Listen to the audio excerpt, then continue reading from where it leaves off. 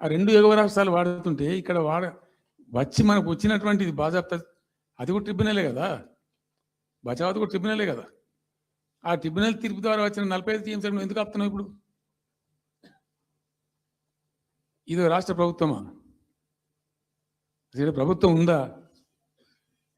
నిద్రపోతున్నారా? ఇంతసేపు real estate దందా తప్ప ఇంకోటి లేదా?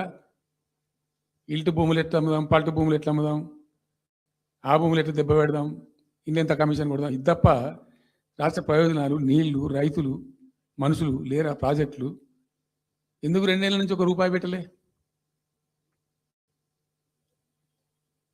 ఎందుకు ఒక తట్టడి మట్టి తీయలే? ఎవరు నిరోధించిన మిమ్మల్ని? ఎవరు అడ్డుపడ్డారు మీకు? ఎవరు కట్టేసారు మీ కాలం? అటు పైసా పనిచేయరు, నిష్క్రియాపరత్వంగా ఉంటారు. డిపిఆర్ పంపిస్తే సపోర్ట్ చేయరు. ఇలా చివరికి 45 టీఎంసీ అని రాస్తారు. అంటే ఏం కాబోతుంది?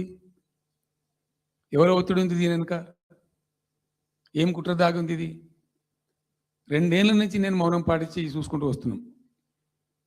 తప్పని పరిస్థితి నేను బయలుదేరినప్పుడు తప్పదు. అటు కేంద్రాన్ని ఎక్స్పోజ్ చేస్తాం, ఇటు రాష్ట్రాన్ని ఎండగడతాం ప్రజల మధ్యలో ఖచ్చితంగా. ఇలా మొత్తం విస్తారంగా మాట్లాడినాం, చర్చించినాం. చాలా పెద్ద ప్రజా ఉద్యమానికి శ్రీకారం చుడతాం. కంపల్సరీ పాలమూరు, రంగారెడ్డి, నల్లగొండ జిల్లాలలో గ్రామాన దానికి పోస్టర్ డిజైన్ అవుతుంది, కరపత్రం డిజైన్ అవుతుంది. ప్రజా ఉద్యమాలు చేస్తాం, పెద్ద బహిరంగ సభలు పెడతాం. నేను స్వయంగా అటెండ్ అవుతున్న బహిరంగ సభలకు. ప్రజాక్షేత్రంలో ఈ ప్రభుత్వం యొక్క నిష్క్రియాపరత్వాన్ని ఎండగడతాం. ఇప్పుడు వాయిస్ అయితే తెలంగాణకు, మరి తెలంగాణకు ఉన్న ప్రభుత్వం మాట్లాడకపోతే ఇంకెవరు మాట్లాడాలా? మాకు 2 బాధ్యతలని, ఒకటి తెలంగాణ తెచ్చిన పార్టీగా, రెండవది ప్రధాన ప్రతిపక్షంగా కూడా కంపల్సరీ మా డ్యూటీ మేము చేయాలి. అందుకోసం గాను వీళ్ళు ఏదో తమాషకు మేము అదొకటి అడ్డం పొడుగు మాట్లాడి, కిరికిరి మాటలు మాట్లాడి, ఈ కారు కూతలు కూసి ఏదో చేస్తామనుకుంటే నడవదిగా. ఈ ఏళ్ళ దాకా వేరే కథ, రేపటి నుంచి వేరే తోలు తీస్తాం ఎక్కడికక్కడ. ప్రజలు ఖచ్చితంగా ఎక్కడికక్కడ నిలబెట్టే ప్రయత్నం చేస్తాం. అడుగున చెక్ చేస్తాం, ప్రతి విషయంలో చెక్ చేస్తాం. Sufficient time we have given. మేము తొందరపడి మేము ఎందుకు కన్నెర్రి అయ్యి మా ప్రభుత్వం పోయింది వీళ్ళు వచ్చింది అనేటువంటి ఒక పిచ్చి అయ్యి అట్లా మేము చేయలే, అటువంటి వాడికి పోలే. ఇష్యూల మీద పోరాడుతున్నాం, ఒకే ఫీజు రియంబర్స్ మీద పోరాడుతున్నాం, ఇంకోటి పోరాడుతున్నాం, రకరకాల భూదందాల మీద, దోపిడీ మీద, లగచర్ల మీద, గిగచర్ల మీద పోరాడుతున్నాం. పార్టీ కొట్టాడుతున్నది, తప్పదు కాబట్టి కొట్టాడుతాం.